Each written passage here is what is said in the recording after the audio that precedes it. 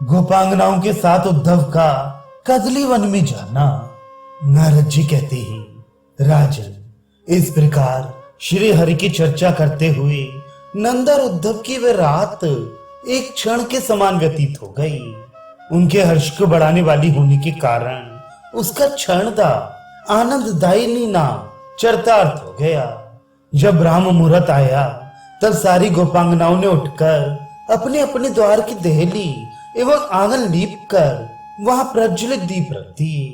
फिर हाथ पैर धोकर मथानी से रस्सी लगाकर वे स्नेह युक्त दही को सब ओर से मथने लगी। मथानी की रस्सी खींचने से चंचल हुए हार और हाथों के कंगन बज रहे थे। उनकी वेड़ियों से फूल झरझर करके गिर रहे थे और चमकते हुए कुंडल उनके कानों की शोभा बढ़ा रहे थे। वे सबकी सब चंद्रमुखी, कमल नयनी तथा विचित्र वर्णों के वस्त्र धारण करने के कारण अत्यंत मनोहर थी। श्री कृष्ण और बलदेव के मंगलमय चरित्रों का घर घर में जहां तहां प्रेम पूर्वक गान कर रही थी। प्रत्येक गोष्ठ में सुंदर गौएं इधर उधर रंभा रही थी।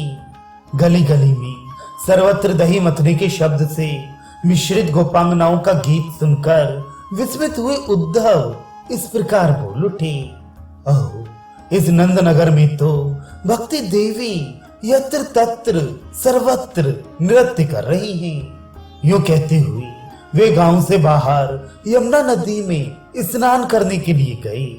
उस समय उद्धव के रथ को देखकर गोपियां बोली, सखियों, आज यहाँ किसका रथ आ पहुंचा है? अथवा वे क्रूर अक्रूर ही तो फिर नहीं आया है, जो नूतन कमलदल लोचन श्री नंद नंदन को महापुरी मथुरा में लिवा ले गया था।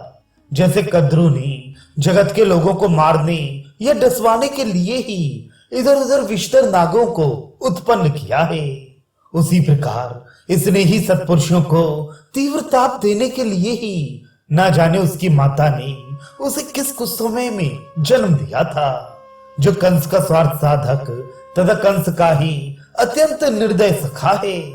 वे इस ब्रज मंडल में फिर क्यों आया है? अपने मरे हुए स्वामी की पारलौकिक क्रिया क्या आज वह हम लोगों के प्राणों से ही संपन्न करेगा?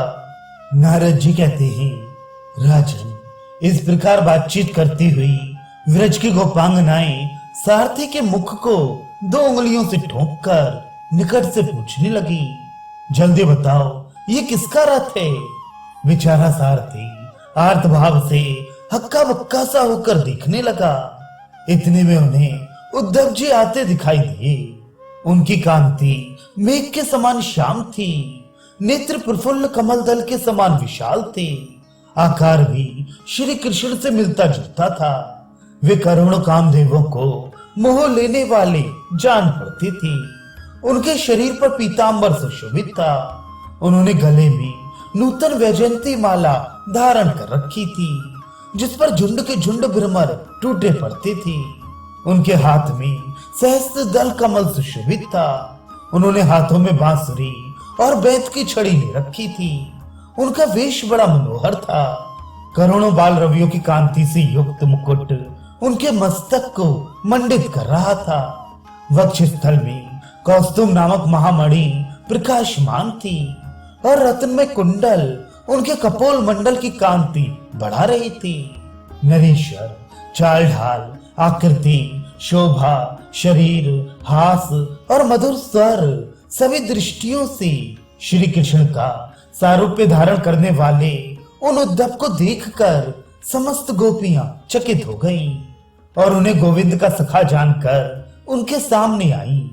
ये जानकर कि ये भगवान श्री हरि का संदेश लेकर आए हैं, वे नीति युक्त सुंदर वचन बोलकर उनके प्रति आदर दिखाने लगी। तथा संतों के स्वामी गोविंद की गुण कुशल पूछने के लिए उन उद्धव जी को साथ लेकर वे कदली वन में गई। वहां वृषभानु नंदिनी श्री राधा यमुना के तट पर मनोहर निकुंज मंदिर में भगवान के विरह से आतुर होकर बैठी थी और उन श्री हरि के बिना सारे जगत को सर्वथा सूना मानती थी।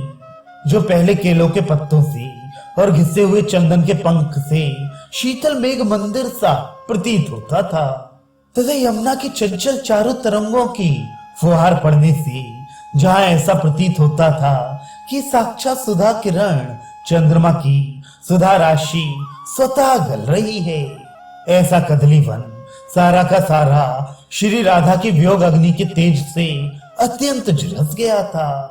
केवल श्री कृष्ण के शुभागमन की आशा से श्री राधा अपने शरीर की रक्षा कर रही थी। श्री कृष्ण के सखा उद्धव का आगमन सुनकर श्री राधा ने अपनी सखियों के द्वारा अन्न पान और मधुपर्क आदि मांगलिक वस्तुएं अर्पित कर उनका बड़ा आदर सत्कार किया। उस समय वे बारंबार श्री कृष्ण कृष्ण का उच्चारण करती थी। गोविंद के वियोग से खिन्न हुई राधा अमावस्या में प्रविष्ट चंद्रकला की भांति क्षीण हो रही थी।